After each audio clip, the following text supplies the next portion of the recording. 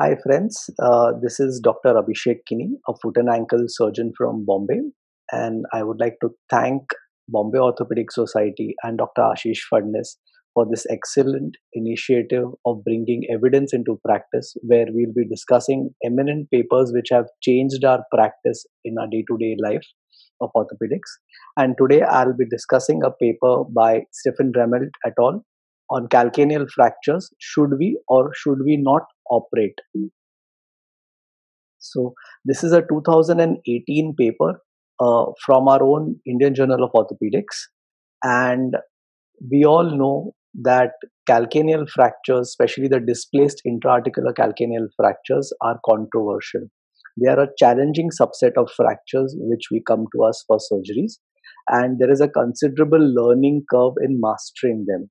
We also know that malunited displaced fractures can cause significant disability, and if an open reduction internal fixation is poorly done, it gives the patient the worst of both the worlds, where it's got complications from soft tissue as well as arthritis of malunion. So, in the last 20 years, we've seen enough randomized controlled trials which have not concluded whether operative or non operative treatments are superior.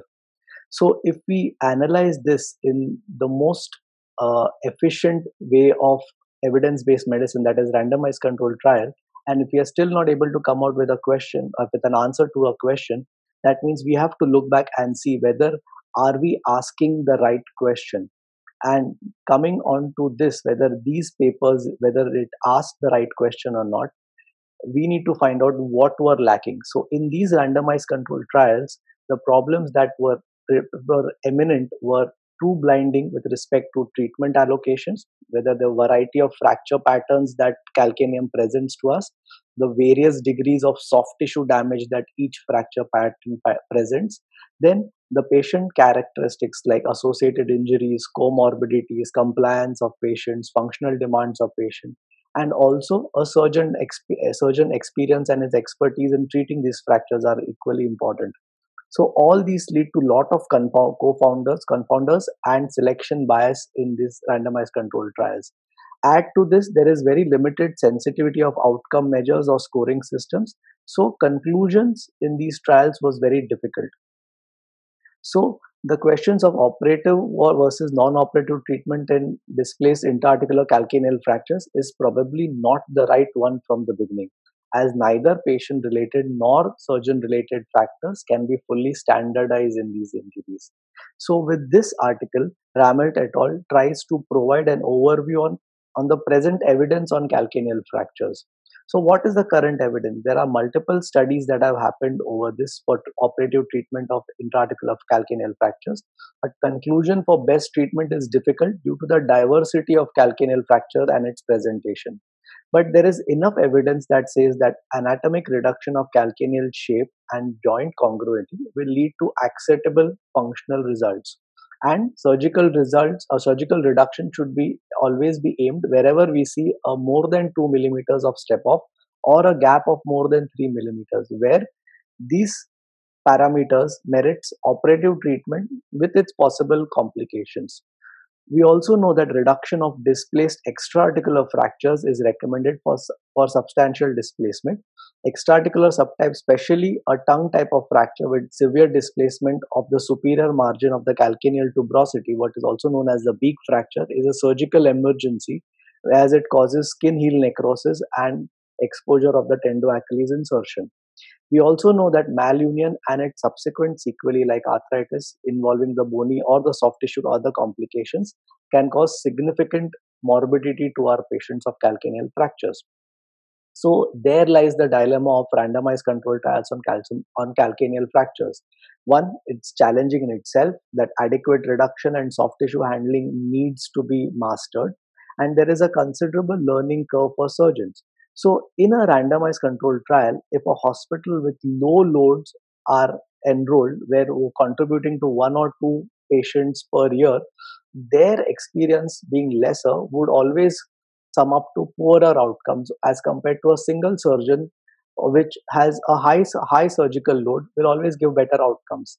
Then we also know that failure to reconstruct Bowler's angle and reduce subtalar joint in less than 2 millimeters step off always has a negative prognosis. So poorly done ORIFs combines the disadvantages of both, like soft tissue complications as well as the arthritis of malunion. And in these RCTs, what was seen is like almost 22 to 40% of open reduction patients were not adequately reduced.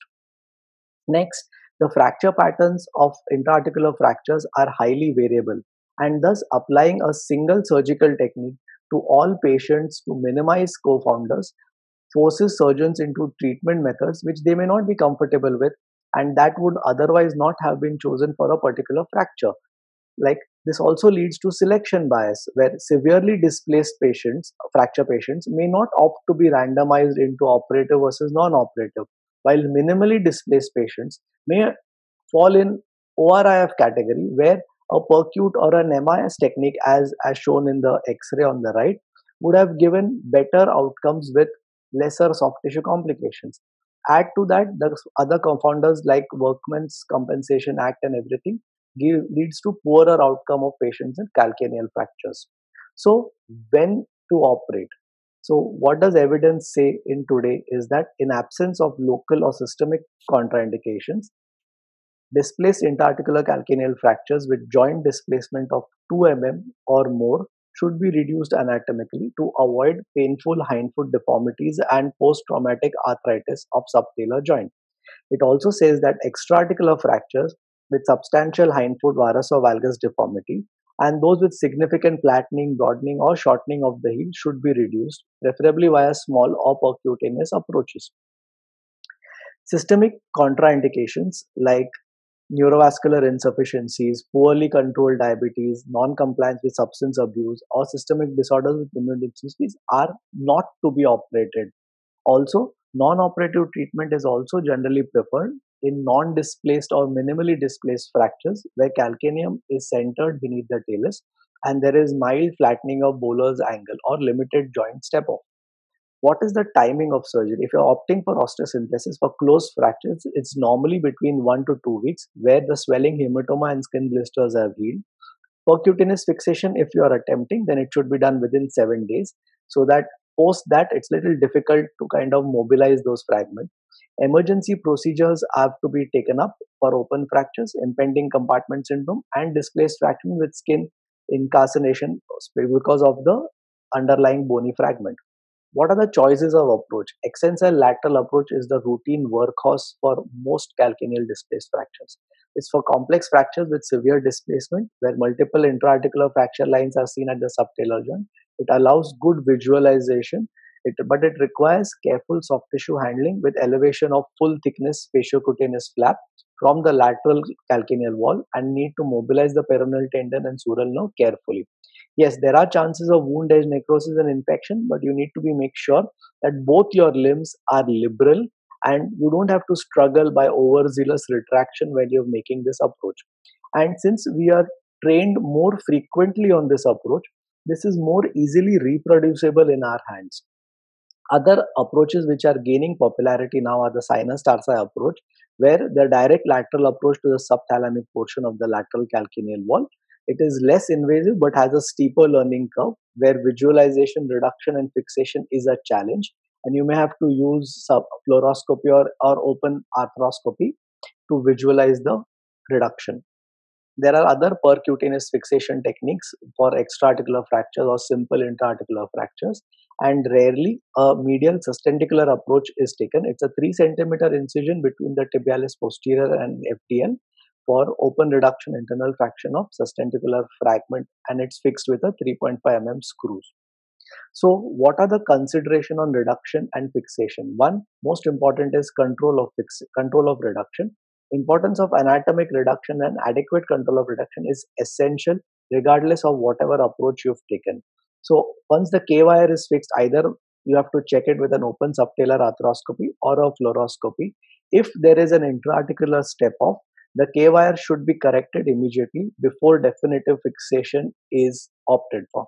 And in previous studies, we've seen that more than 20% of incidence of malreduction is noted in post-operative CT scans. So we need to correct it on table on day one.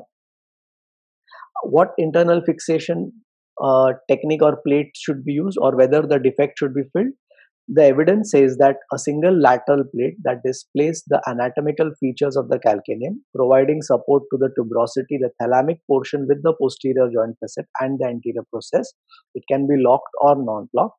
And the need for filling subthalamic impaction defect with bone graft or synthetic bone substitute is controversial, and its use is not substantiated by clinical evidence. Whether primary fusion for comminuted fractures, evidence says that some authors do advocate primary subtalar fusion in cases for highly comminuted calcaneal fractures like Sanders type 4. But in a recent randomized controlled trial, when ORIF was done, only 1 in 17 patients randomly allocated to ORIF went on to need a secondary fusion.